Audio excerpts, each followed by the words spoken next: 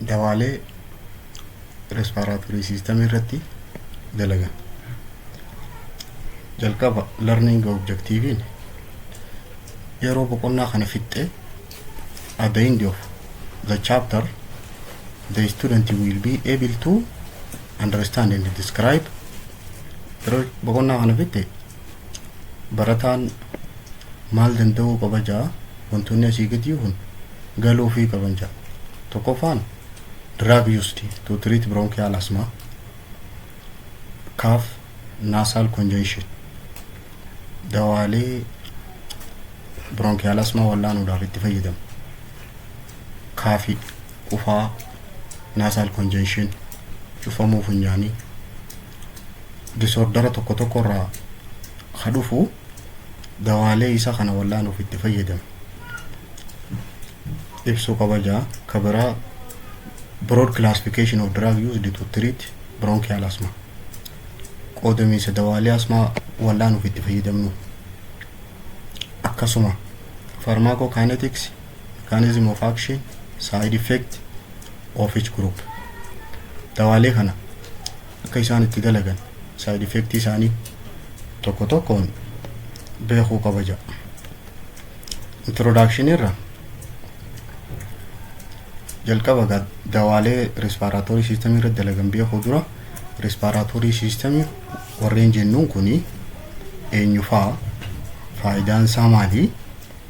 Respiratory systems include upper airway passage, nasal cavity, pharynx and trachea, as well as bronchi and bronchiole.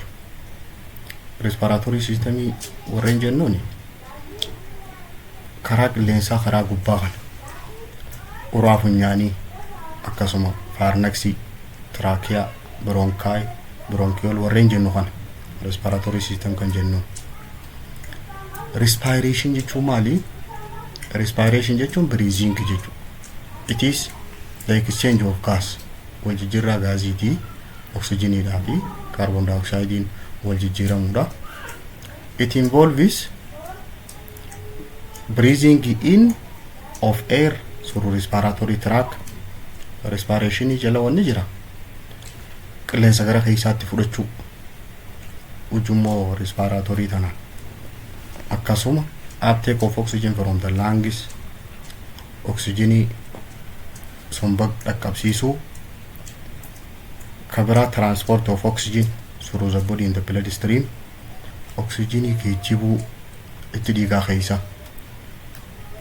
Inni biraa utilization of oxygen, oxygen kana raabsuudha. Metabolic activity of cellidha. Celliin akka hojii sirnaan dalayduuf oxygen kana biraan gahuudha. Kabira removal of carbon dioxide from the body, carbon dioxide qaama keessaa baasuu. Wantoota hanga kanaatu respiration jedhama. Qilleensa keessa fudhatanii oxygen somba seenee achi booda carbon dioxide baay'ee oxygen dhiigaa wajjin seelii barbaaddu bira dhaqu.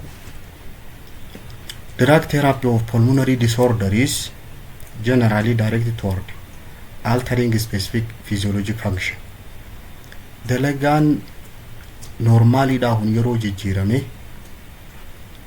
dalagaan sila respiratory systemin dalagu kun yoonii fi jijjiirame drug of respiratory acting warreen jennuun kun asirratti dalagan.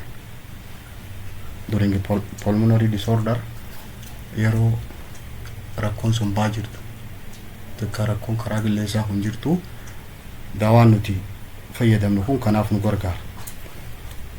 Jalqaba wanti ilaalu yaanu bronchial asthma. Bronchial asthma jechuun walitti dhiphachuu bronchitis. Asthma is physiologically characterized by asthma tuni amalli isiin qabdu physiological characteristic qabdi. Amala hojiidhaa qabdi. Waa lama qabdi. Tokkoffaa the increased responsiveness of trachea and bronchi to various stimuli. Deebisaan silaa wantoota qilleensa keessa gad deemu kana ishiin deebiftuutu dabala. Hyper responsive dha jira. Deebisaan silaa yoo normaalii taate gaarii. Responsive jiraachuun microorganismii dha wantoonni tokko tokko kaasiin hin dabarre dhoorkiti. Garuu yoo responsive kun dabale asmiin physiological characteristics in qabdu keessaa tokko kana. Kalamaffaadha wide spread narrowing of airway. Karaan qilleensaa humnaa ol dhiphachuun karaa qilleensaa kuni maal fida? That change severity either spontaneously or as a result of therapy. Yeroo inni kuni humnaa ol akkanatti dhiphatee constrict tahee hammiin isaanii dabala. Inni kuni takka ofumaan furama spontaneously jechuun ofii furamuudha yookaan immoo dawaadhaan furamuu danda'a. Sign and symptom of asthma. Mallattoon asmiidhaa maali? Mallattoon asmiidhaa acute bronchoconstriction. Bronchiin walitti dhiphachuu irraa kan ka'e cause shortness of breath. Afuurri jechituun dhufa. Mallattoon lammaffaa kaafiidha. Qufaa qaba. Chest tightness. Qomaatiitu itti rakkata. Afuurri kun akka waan qomatan gubbaa waa jiraniitti itti ulfaatti. Kabiraa wheezing qaba. Wheezing jechuun kan sagalee xiixxiit jettu san qaba. Rapid respiration. Afuura amma baafate jechuun waan itti ciccitu jiruu fi rapid respiration qaba. Kabira impairment of airflow in the bronchial asthma is caused by cerebronchial abnormality. Rakkoolee bronkaayidha sadiirraa kan ka'e sochiin qilleensa keessarraa alarraa gara keessaa gad dabru kuni jijjiirama jira. Impairment of airflow jechuun jijjiiramuu deemsa qilleensaa kana. Inni kuni kooziin isaa waa sadii. Sababa sadiirraa dhufuu danda'a. Inni tokkoffaa contraction of airway smooth muscle. Maashaalee lallaafaan bronkaay kana keessa jiran yooniif inni kun contract tahee walitti dhiphatti jechuu isheen tun. Tokkoffaan kana contraction smooth muscle irraa dhufu. Inni lammaffaadha thickening of bronchial mucosa. Mucosaan bronkaay keessa jiru kuni yoonii fi kan ta'uu taate sababa iitaansaarraa yoo hafurdatu taate and cellular infiltration jechuun bakka isaan microorganismiin duraan dhaqee achirratti WBC'n dhaqee yeroo bakteeriyaa san achirratti jeesu infiltration dhufa qurachuu dhufa. Sababa sanirraa madaan sun fayyuudhaaf jecha ni furdatti. Yeroo kana mukoosaan suni yoo furdate sochiin qilleensi keessa deemu suni ni dhiphatti jechuun hanga duraan irraa yoo furdate. Kabiraa inspiration jechuun yoonii fi waa keessa guutan jechuudha. Inspiration jechuun airway luumaniin kuni mukasii fufurdaadhaan wantoota akka akiitiin yookaan wantoota irra maxxananiin yoo keessi sun cufame inspiration jaaniin and the airway lumen of abnormally thick viscid plug of excessive mucus. Mucasiin humnaa ol furdaa ta'e ka bakka san maxxanuu danda'u yooniif ujummoo san keessa ka heddummaatu taate qilleensi karaa saniin dabru hanga duraaniin dabru jechuutti dhiphata. Koozii sadeen tanaatu qilleensa bronkaay keessa dabru kana impair godha. Wantoota sadeen kana. Tokkoffaan smooth muscle contract ta'u, kan lammaffaa mukoosaan sun sababa iitaansaarraa kan ka'e furdachuu, kan sadaffaadha mukasiin keessatti walitti qabamu. Pathogenesis isaa akkana. Pathogenesis jechuun adeemsi dhukkubaa kun akkami. Pathological mechanism isaa kuni There are two types of bronchial asthma. Bronchial asthma kuni gosa lamaa jira. Innis extrinsic and intrinsic jedhama. Extrinsic jechuun wantoota alarraa dhufu jechuudha. Rakkoo alaati. Intrinsic immoo hakeessaati. Extrinsic asthma is associated with history of allergy in childhood. Yeroo ijoollummaadhaa sanii yoonii fi seenaa allergy qaba. Family history of allergy yoonii fi maatiin isaa allergy ka qabdu taate. Hay fever. Hay fever jechuun allergic reaction to pollen. Daraaraadhaan kan dandeenyu taate. Foolii daraaraadhaa sanii yeroo ka dhuftu taate yooniif namtichi allergic symptom yoo mul'ise. Or elevated immunoglobulin E. Immunoglobulin E ni dalagaansaa allergikii kana akka isin dhuftu isa kana taasisa. Qoodamiinsa bronchial asthma kan isaanii tokkoffaan extrinsic kan jenneen sababa allergiitiin. Sababa allergiitiin ka dhufu. Intrinsic asthma kan jennuun ammoo it is occur in the middle age. Yeroo umriin xiqqisho ol deemte kana madhufu inni huni subject with no family of history of allergy. Wantoota asii olii jenne kan hin qabu namtichi. History allergiitis hin qabu. Negative skin test dha qaba. Yooniif qoranne allergic irraa testiin isaa negative dha. And the normal serum immunoglobulin. Reefu immunoglobulin in ni dabala jenne warreen extrinsic irratti. Kun ammoo normaalidha. Kana jechuun sababa allergikiitiin kan dhufin jechuudha. Asumaan gosa lamaan kanaa jira. Tokko allergiidhaaf dhufa. Kun ammoo ka allergiin ta'in. Immunological model. Immunological model jechuun immunitiin tuni bifti isii maal fakkaatti yeroonii fi asmiin tun dhuftu. Asthma is disease mediated by reagenic immunoglobulin E antibody bound to mast cell in the airway mucosa. Asthmaan kun dhukkuba immunoglobulin E kana asirraa eegala.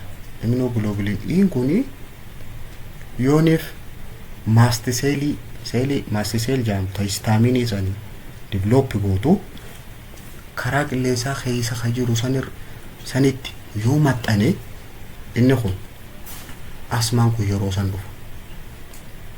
Asthma is disease mediated immunoglobulin E. Immunoglobulin E yooniif mast cell irra maxxane air mucosa keessa waliin kadhaku taate asthma develop godhu. But not all feature of asthma can be mallattoon asmiidhaa hundi akkanaa miti. Accounted for by the antigen challenge model. Sababa antigeniitii wajjin faayitii eegalanirraa ka dhufuu miti hundinuu. Kana jechuun intrinsicin kanarraa adda jechuudha. Intrinsic kan jenneen ka allergiidha alaa suni kanarraa adda. Non antigenic stimuli ka sababa antigeniidhaatii fi antibodiin faayitii godhuurraa ala ka dhufu like viral infection sababa virusii faadha. Exercise fa sababa exercise gootuun fa cold air akkasuma qilleensa qabbanaawaan faan stimulate bronchial spasm. Warreen kuni bronchialiin akka walitti dhibbatu taasisan isaan kun. Wantoonni kunis asthma develop godhuu danda'an. Wantoonni antigeniidhaa fi antibodiin yeroo reactionii geggeessin dhufu kun. Ka biraa allergen interaction with mast cell. Allergic wanti allergen itti ta'u suni allergen jechuun wantoota isaan taane sana. Wanni kuni mast cellidha wajjin interaction uuma. Mast cellidha maxxana. yeroo inni kun master cell maxxane fixed immunoglobulin E yeroo kana immunoglobulin E wajjin walitti dabalameeti release histamine.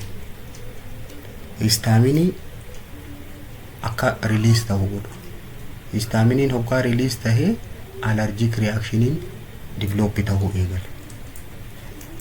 San booda LTC4 dhaa fi LDT4 jaaniini waan innichi keessaa gadhiisu san interaction san tokkana jaama. Inni kuni bronchial spasm ka ta'u. Bronchiaan kun hanga duraan bal'aa sanirra akka wali dhiphachaa deema. Asmi jechuun wali dhiphachuu bronkaayiti. Wali dhiphachuu bronkaayiti. Amma gaa dawatti barbaadu yaala. Pharmacotherapy of bronchial asthma. Nama rakkoo kanaa kana qabuuf dawaan itti godhamu maali? Drug use in treatment of bronchial asthma can be grouped into 3 main categories. Dawaaleen bronchial asthma kana wal'aanuuf itti fayyadamu gareelee gurguddoo 3 jalatti adda ramadaman jira. Gareen tokkoffaadha bronchodilator. Warreen bronkaayii san adda bal'isu. Gareen lammaffaadha. Gareen lammaffaa maali? Anti-inflammatory agent. Gareen sadaffaadha mast cell stabilizer. Garee sadiin tana jala qoodamu ilaalla tokko tokko. Gareen tokkoffaadha eenyu jenneeni bronchodilator. Warreen bronkaayii kana adda bal'isu jechuudha. Kana keessaa gareen jalqaba beta adrenergic agonist sympathomimetic agent jechuudha. Beta adrenergic agonistini warreen betaadha maal godhan jenne dalagaan isaanii dilationidha. Durumaanuu bakka jiranitti dawaaleen beta irra dalagan dilate godhan. Bronkaayidhaas bakkuma jiran hundattuu dalagaan isaanii dilation. Agonisti isaa fayyadamne jechuun ka isa kana kakaasu. Sympathomimetic jaaniin isa san. Sympathomimetic jechuun sympathetic nerve stimulation warreen kakaasu jechuudha. Isaan kun garee lama qoodaman. Non selective dhaa fi selective. Non selective ni warreen beta kana hunda irra dalagu jechuudha. Betaan abbaa lamaa jira. 1 2 kana jira. Kana keessaa non selective yogaa jaan beta hunda irra ka dalagu jechuudha. Selective nammoo beta 2 qofa irratti ka dalagu. Non selective beta agonist warreen jaamu dawaaleen epinephrine, ephedrine fi isopritenolol dawaalee sadeen kana non selective beta agonist. Epinephrine, ephedrine, isopritenolol. Selective beta 2 agonist warreen jennuun ammoo salbutamol fa yookaan albuterol jaaniini perpoterol, terbutalin, metaproterenol, salmeterol, formoterol fi warreen akkanaa kana. Warreen kun selective. Mechanism of action isaanii kam? Mechanism of action isaanii akkaataan isaan itti dalagan akkamitti bronkaayii san dilate godhan. Beta agonists stimulate adenyl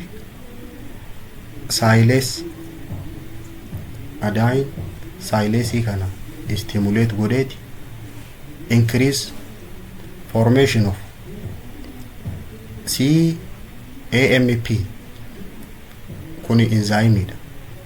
Airway tissue keessa jira karaa qilleensaa keessa. Yeroo inni huni akkas heddummaatu yeroo taasisi which in turn is cause relaxation of smooth muscle. Smooth muscle bronchi keessa jiru san ka duraan constrict ta'e san akka relax ta'u taasisa.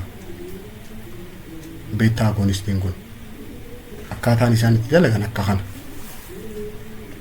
This drug have several pharmacological action important in the treatment of asthma. Is pharmacological action gochoota dawummaadhaa hedduu qaban isaan kun kan asmii kana wallaanuudhaaf itti fayyadamu. Tokkoffaa smooth muscle isaa relax godhan. Relax smooth muscle. Kabira inhibit microvasculature leakage. Microvasculature leakage jechuun vasiliin xixiqqaan naannawa saniin jiru ka duraan infiltrate ta'e suni ka isaan waayaan suni akka hin dhimmifne godha. Secretioniin sun akka gamana yaa'an bronchi keessatti. Ka sadaffaa increase mucociliary transport. Mucociliary transport jechuun mukasiin kun achi keessa akka sirribba akka bakka takka kuufameen ta'e wantoota kana sadeen godhan dawaaleen kun. Tokkoffaa smooth muscle isa relax godhanii, ka lammaffaadha leakage dha inhibit godhanii, ka sadaffaa transport dha dabalan. Non-selective beta agonistiin kuni cause more cardiac stimulation jedha. Garuu isaan kun respiratory relax haa godhanii malee onnee irratti stimulation fidan. Kanaafuu warreen rakkoo onnee qabaniif hin kennaman jechuu isaan kun. Cardiac stimulation waan qabaniif mediated by beta 1 receptor. Beta 1 nama onnee irra jira. Kanaafuu onnee san yooniif dilate godhe relax yoo godhe BP gabbo. Kanaafi they should be reserved for special situation. Yoonii fi haala dhabneen taate malee of eeggannaa yoo taate malee hin fudhatamu jechuu isaan kun. Warreen non-selective ta'an kun. Warreen non-selective ta'an keessaa tokko epinephrine. Epinephrine kun very effective dha jedha. Bu'aa buusaa rapidly acting bronchodilator. Dafee bronchi kana dilate godha. Especially preferred for relief of acute attack of bronchial asthma.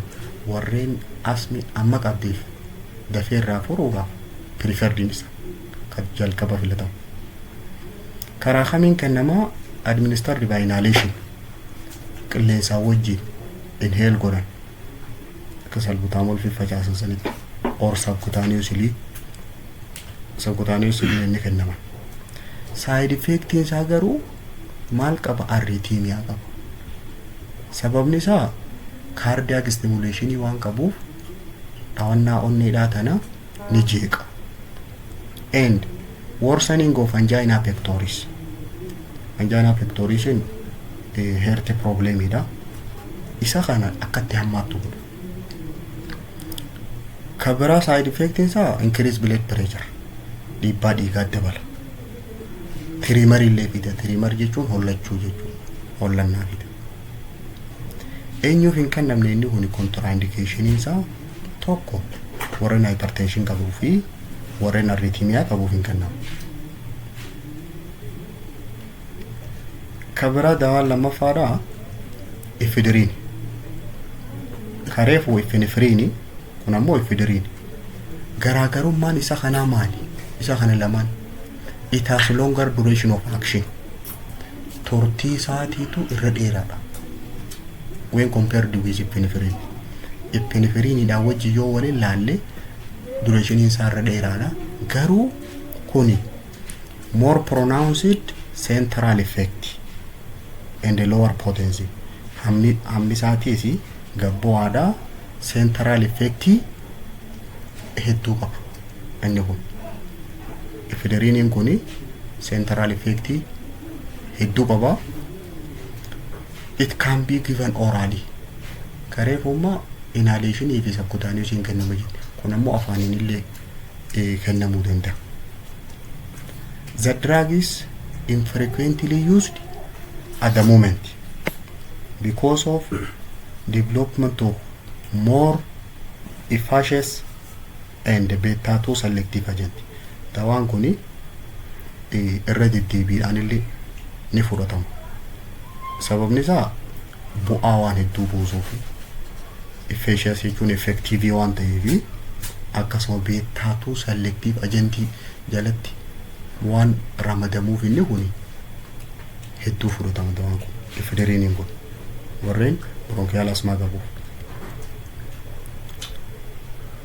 Garee bronchodilator keessa beektaatuu selective ilaalama. Beektaatuu selective agentii warreen jennuuni they are largely replace non-selective.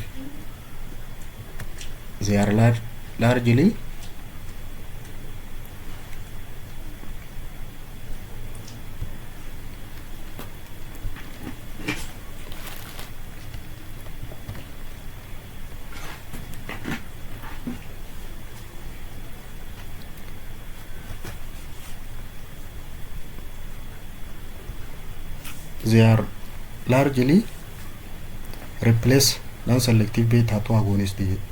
Isaan kun baay'inaan bakka reefu non-selective jenne sana isa kanaatiitu bakka bu'ee. They are effective after inhaled or oral administration. Yoo qilleensaa wajji fudhatanii yoo afaaniin fudhatanis gareen tuni bu'aa sirrii buufti. Akkasumas they have longer duration of action. Turtiin isaaniitis dheertuudha. They are the most widely used sympathomimetics. Gareelee sympathomimetics jedhamuun dawaa fudhatamu keessa baay'inaan kan itti fayyadamnu gareetaan beektaatuu selective kan. Commonly used drug both by oral and inhalation are beektaatuu selective kana keessa dawaaleen afaaniin oraalidhaa fi karaa inhalationiitiin fudhannu ka akka salbutamolii faa, terbutaliin, metaproterenol, perbuterolii fi baitolterolidha. Warreen kuni oraalidhaa fi inhalationiidhaanis fudhatamuu danda'u. Salmeterol and formoterol new generationidha.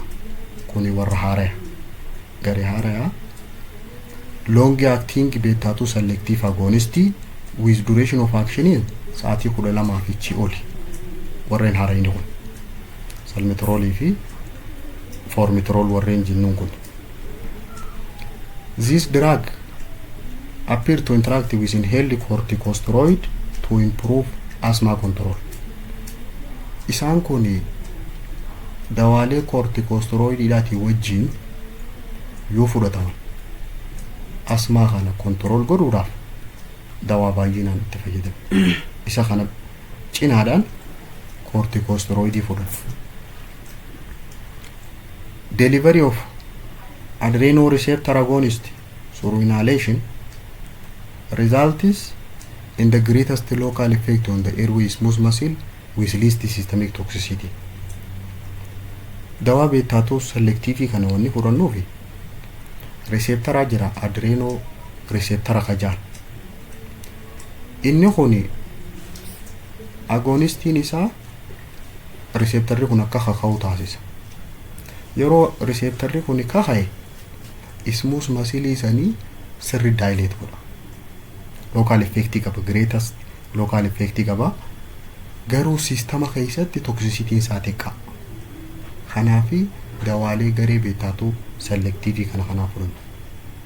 Kana jechuun akka waliigalaatti gareen beektaatuu selective jedhamu kaardiyaakii irratti rakkoo warreen hin geessine jechuudha. Warreen karaa qilleensaa qofa improve godhu. Side effectiin isaa maali? Side effectiin dawaalee kanaa tiriimarii fa'aa bita. Ollachuu, anxiety, insomnia jechuun hirribni nama diduu, kabiraa tachycardia, dhawannaan onnee ol ka'uu, headache, hypertension. Side effectiin isaa isa kana. Eenyuuf hin kennamne inni kun contraindication sympathomimetics warreen sympathetic nerve kana kaasan kuni are contraindicated in the patient. dhukkubsata hypersensitivity dawaa kana wajjin qabaachuun isaa beekameef hin kennamu. Of eeggannaadhaan eenyuuf kennama? Precaution. They should be used cautiously in patients with hypertension. Warreen hypertension qabuuf of eeggannaadhaan kennama. Cardiac dysfunction, rakkoo onneedha. Hyperthyroidism, warreen thyroid hormooniin overproduction qabu. Akkasumas glaucoma rakkoo ijaati. Diabetes, dhukkuba sukkaraa warreen qabuu fi pregnancy warreen ta'e of eeggannaan kennamaa.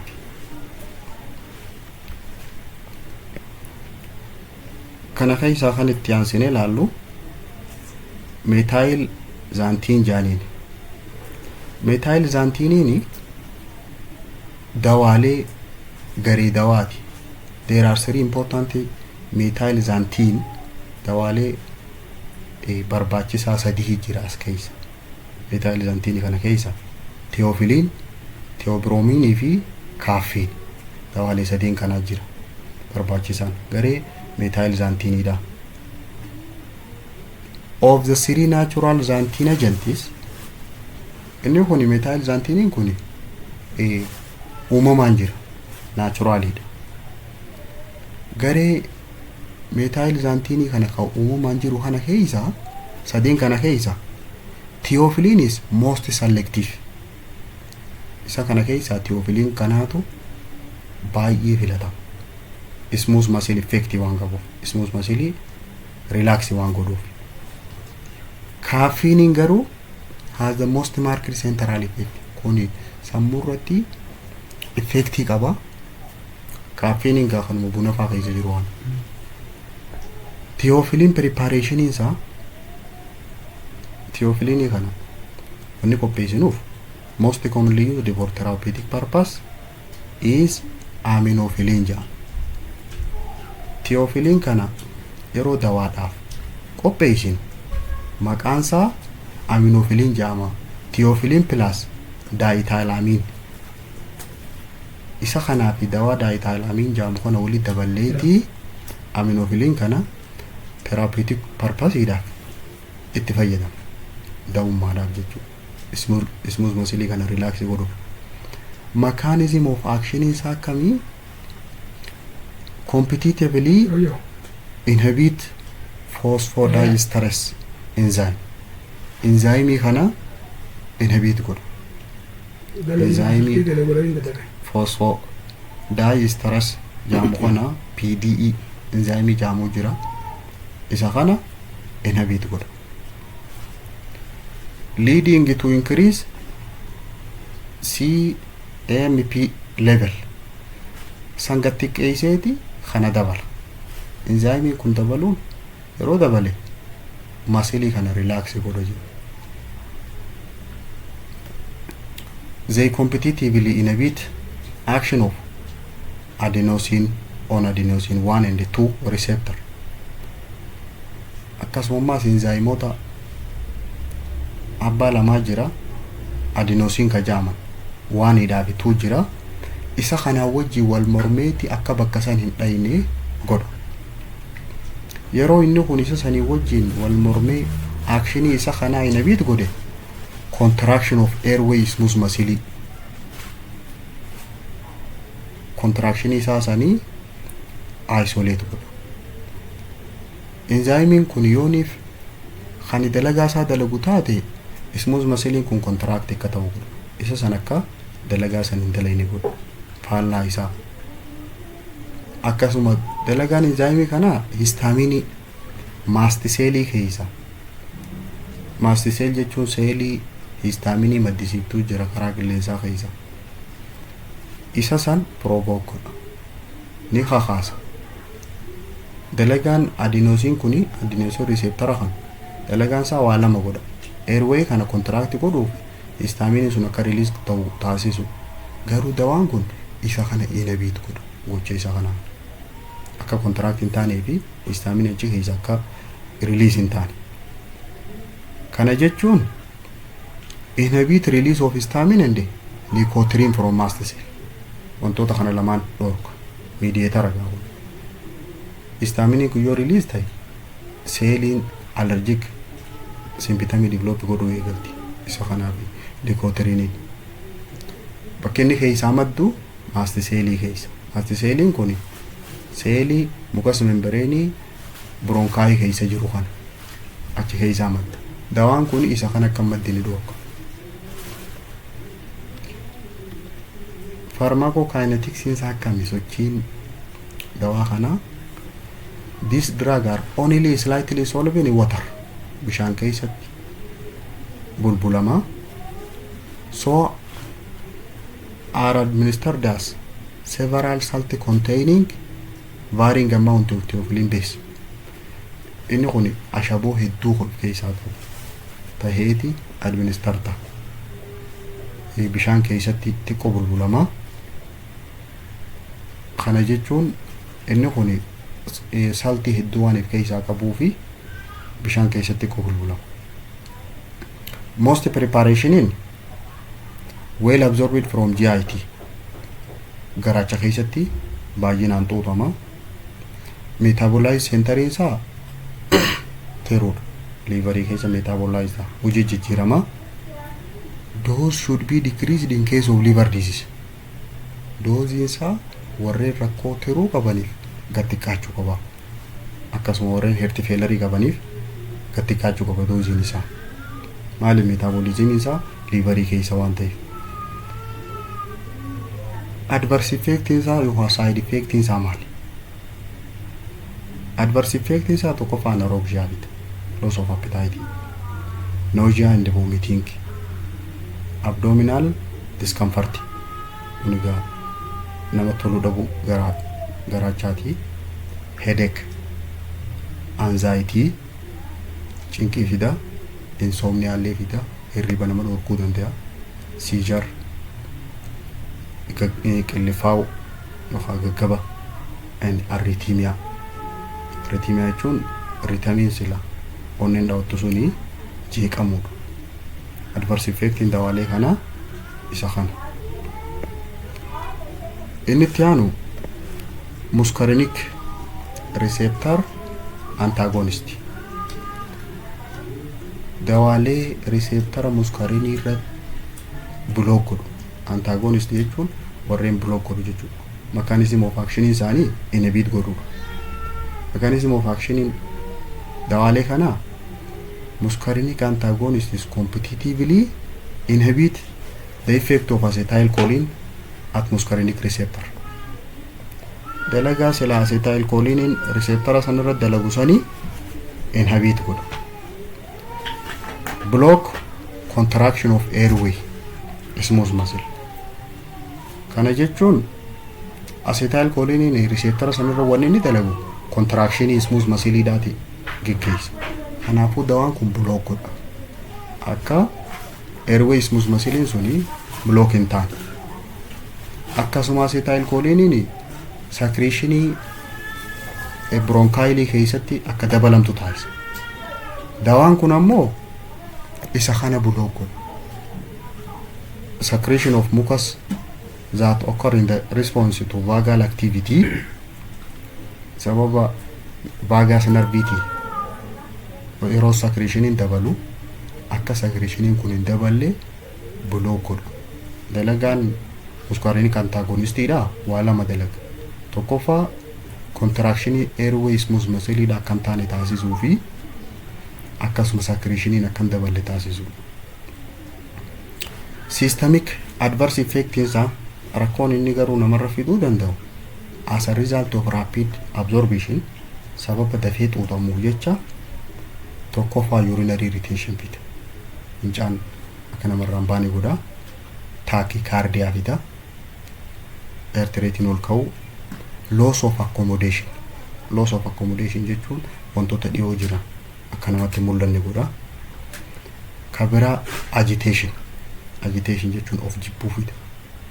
Akka of jibbuu namni kabira other local effects local irratti garuu qaamota bakkatti godhame sanitti like excessive dryness of mouth afaan akkasi goggogoruudha.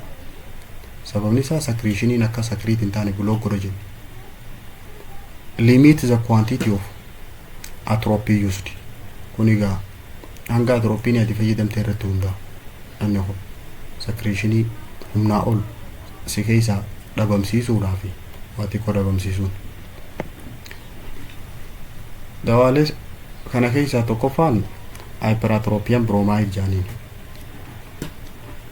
Hyperatrophian bromide is poorly absorbed.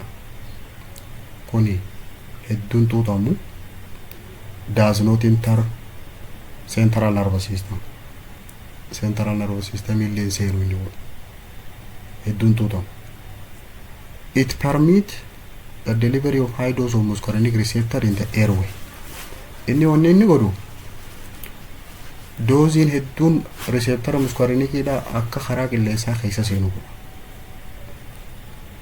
If hedduun tuutamu anti-muscarinic antagonistic drugs dawaaleen anti-muscarinic antagonist jaamal appear to be slightly less effective than beta agonistic jetti. Dawaalee reefu laalle beta agonistic hajinne sanii wajji yoo wal bira qabne effectiinsaa leesidha gabbu'aadha jechuun. Beta agonist santu irra bu'aa buusa.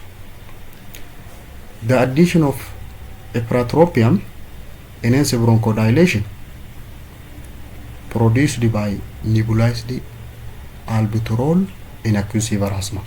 Inni kuni hyperatrophium kana dalagaa isaa kana daran jajjabeessuudhaaf akka inni bronchii kana sirri bal'isu godhuudhaaf albuterol itti dabaluu qaba.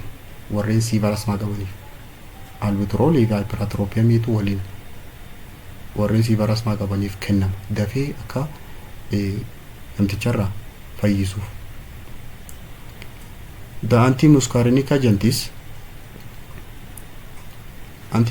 agent wantoonni jaaman kuni significant value in chronic COPD perhaps more than asthma.